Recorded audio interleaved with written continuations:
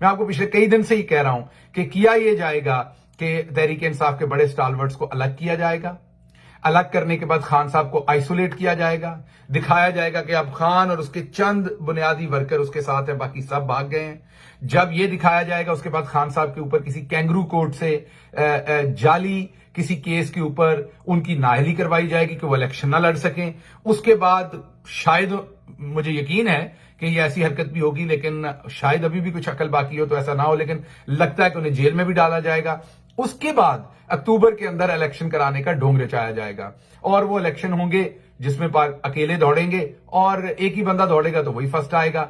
तो किसी ना किसी तरीके से लूले लंगड़े इलेक्शन करा के दोबारा मरियम सफदर, शहबाज शरीफ, बिलावल भुट्टो, इसी पूरी कंपनी को दोबारा बिठाया जाएगा, इसी टोले को हुकूमत के ऊपर।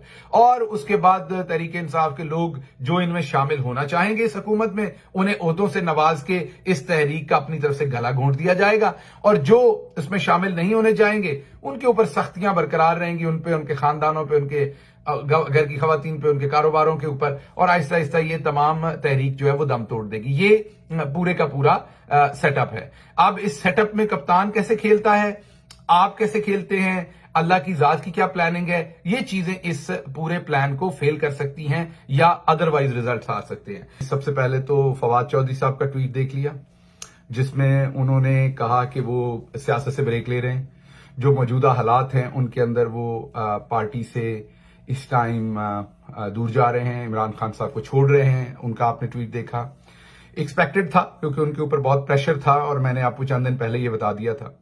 उसके बाद आपने असद उमर साहब की एक प्रेस कॉन्फ्रेंस देखी, मिला जुला रद्द अमल है आप लोगों का, मैं देख रहा हूं सोशल मीडिया पे। मेरा एनालिसिस ये था कि बड़ी ग्रेसफुल प्रेस कॉन्फ्रेंस थी। किसको नहीं पता कि कितना प्रेशर है, किसको नहीं पता। मैंने पिछले ही वीलॉग में आपको बताया था कि असद उमर साहब को भी किस तरीके से तंग किया जा रहा है, कितना प्रेशर डाला जा रहा है, क्या कुछ उनसे कहा जा रहा है और उन्हें ये कहा जा रहा है कि आप पार्टी छोड़ें और खान साहब के मुकाबले में जा खड़े हों, आपको हम वजीर आजम अगला बनाएंगे।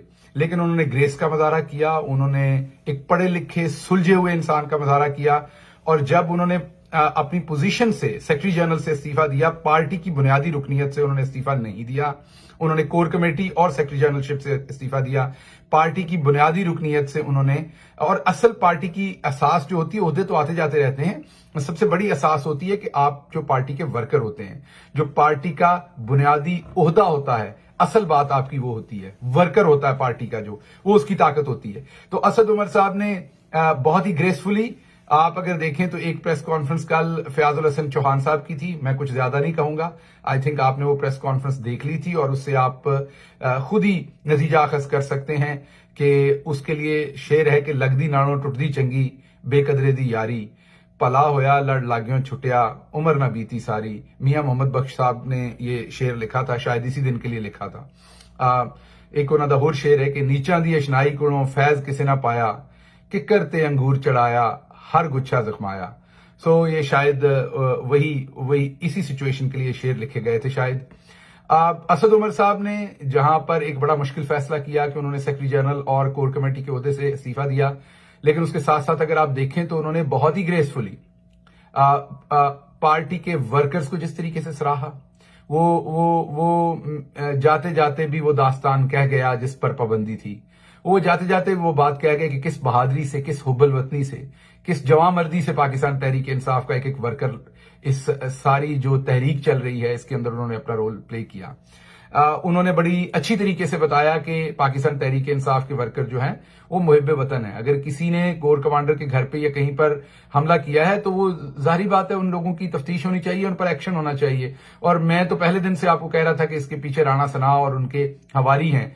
और फिर जो सईद अफरीदी की रिपोर्ट आई है लंदन से, जिसमें उन्होंने कहा कि मिलिट्री इंटेलिजेंस ने रिपोर्ट जमा करवा दी आर्मी चीफ को कि मिनिस्ट्री ऑफ इंटीरियर, आईबी और वजारत दिफा के लोगों ने इसको प्लान किया और कुछ और लोगों ने, और ये ऑर्केस्ट्रेटेड था, प्लान था। तो उससे जो मैं तज्जिया आपको दे रहा था वो तकरीबन दुरुस्त साबित हुआ। अब दूसरा तज्जिया मैं आपको कई दिन से दे रहा हूं और आज वो भी होता हुआ दुरुस्त आपको साबित हो रहा है।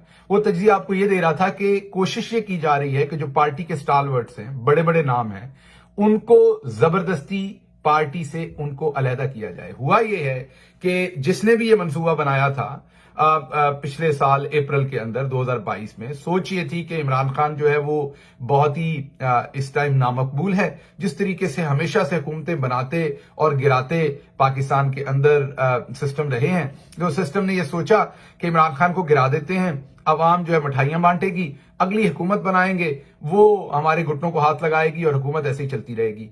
सब कुछ बदल दिया किसी और ने नहीं, आपने। आप खड़े हो गए इमरान खान के साथ, आप खड़े हो गए कि इस दफा हमने ऐसा नहीं करने देना। जब आप खड़े हो गए सब कुछ बदल गया। ये जो पिछले 1 साल की आपने कार्रवाई की सारी की सारी, कि आप एक जान हो गए, ओवरसीज पाकिस्तानी हो या पाकिस्तान के अंदर लोग हों, खवातीन हो, बच्चे हों या बूढ़े हों, तमाम लोग खड़े हो गए। सब कुछ करके देख लिया गया।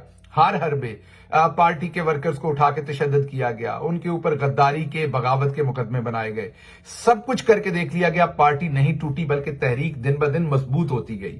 जब इन्होंने देखा कि ये तो फिर कोई तरीका नहीं है, पार्टी तो और मजबूत हो गई है, इन्होंने ये देखा कि शुरू ये हुए थे कि तहरीक इंसाफ और मुस्लिम लीग समझ रही थी अपने आप को बराबर, शायद पंजाब में, या मुस्लिम लीग नून शायद उस टाइम समझ रही थी कि ये बड़े इस टाइम गैर मकबूल है, हुकूमत से निकले तो हम बड़े आराम से जीत जाएंगे। तो शुरू कहानी वहां से हुई थी। फिर आपने जिमनी इलेक्शन देखा, जिस तरह हमने 16-17 सीटें जीती पिछले साल जुलाई में। फिर आपने देखा कि जो जिमनी इलेक्शन हुआ, इवन राजनपुर का इलेक्शन देखा, आपने देखा वहां पर किस तरीके से बुरी तरह से शिकस्त दो चार हुई पीडीएम के 13 जमातों का इत्तेहाद।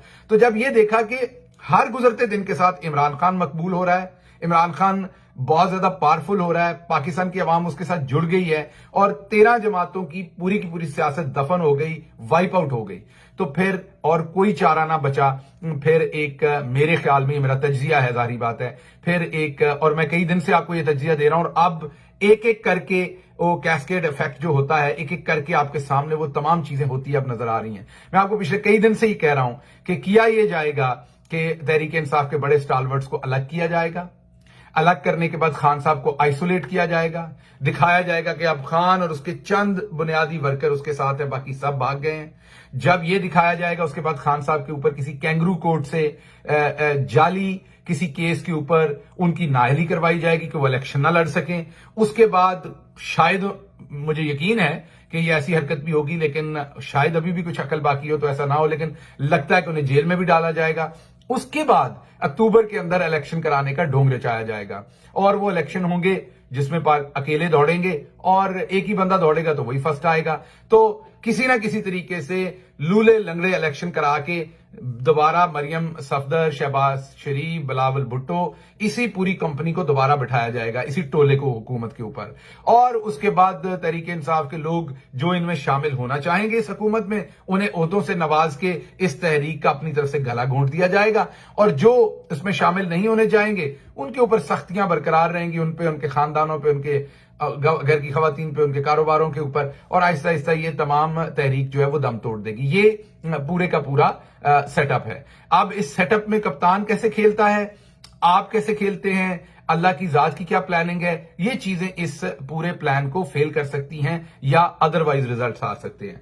अदरवाइज अगर आप देखें तो इस वक्त तक ये जो पूरी सिस्टम है, ये जो पूरे इसमें डिफरेंट किस्म के एक्टर्स हैं, उन्होंने ये सारे का सारा सिस्टम इसी तरीके से सेट कर दिया है। 9 मई का वाकया मैं आपको पहले दिन से कह रहा हूं, कोई मुहिब्बे वतन पाकिस्तानी नहीं कर सकता, कोई मुहिब्बे वतन पाकिस्तानी किसी के घर पे भी हमला नहीं कर सकता। कोर कमांडर अफवाज तो बहुत ही किसी भी कौम के लिए बड़े फख्र की बात होती है, लेकिन इवन किसी सियासी वर्कर के घर पे भी कोई जियो शऊर, मुहब्बे वतन और मुसलमान जो है वो ऐसी हरकत नहीं कर सकता जहां पर उसके घर में औरतें और बच्चे हों और वो उसके घर पे बलवाइयों की तरह हमला करे। तो ये सब कुछ ऑर्केस्ट्रेटेड था। सईद अफरीदी की रिपोर्ट इसमें मौजूद है। उनके मुताबिक, सईद अफरीदी के मुताबिक, मिलिट्री इंटेलिजेंस की रिपोर्ट आर्मी चीफ के सामने मौजूद है। तो ये सब कुछ किया क्यों गया? ये सब कुछ इसलिए किया गया ताकि ये तमाम माहौल बनाया जाए, उस माहौल के अंदर पाकिस्तान तहरीक इंसाफ को तोड़ा जाए, पाकिस्तान तहरीक इंसाफ को तोड़ के खान को अलग किया जाए, अलग करने के बाद फिर एक कैंगरू कोर्ट से सजाएं दिलवा कर एक इलेक्शन करवाया जाए। मेरे से आप जाती तौर पर क्या पूछते हैं क्या होगा? मैंने इमरान खान के साथ बहुत करीब रह के काम किया है, मैं उनको जानता हूं। उनके दिमाग में अभी भी प्लान बी होगा। इस सारी सिचुएशन में भी वो सबसे पहले पाकिस्तान का सोचेंगे। वो उसके बाद वो अपने वर्कर्स का सोचेंगे, स्पेशली फीमेल वर्कर्स का सोचेंगे। और फाइट वो हो सकता है हिकमत अमली हो कि इस टाइम वो थोड़ा सा धीमा हो, इस टाइम वो बात करने की कोशिश करें, क्योंकि वो अपनी फौज के तो कभी भी खिलाफ नहीं है, वो अपनी इस्टेब्लिशमेंट के कभी भी उस तरीके से खिलाफ नहीं जैसे नून लीग और पीपल्स पार्टी माजी में रही है। इनके साथ वो कभी भी मुज़ाकरात नहीं करने चाहेंगे। लेकिन इस टाइम मुल्क जिस क्यास में है, जिस सारी सिचुएशन में है, वो चाहेंगे कि अगर किसी तरीके से भी फ्री एंड फेयर इलेक्शन का माहौल बन जाए तो वो बातचीत करने को तैयार होंगे। लेकिन अगर मैंने जैसे आपको कहा कि अगर ये ऐसे इलेक्शन करवा भी दें जो जाली हों और उससे एक असेंबली आ भी जाए तो फिर क्या होगा? दोबारा खान को लाना पड़ेगा, दोबारा आपको पाकिस्तान तहरीक इंसाफ इमर्ज होती नजर आएगी, दोबारा आपको बहुत सारे लोग जो मजबूरी में गए हैं वो पाकिस्तान तहरीक इंसाफ को दोबारा ज्वाइन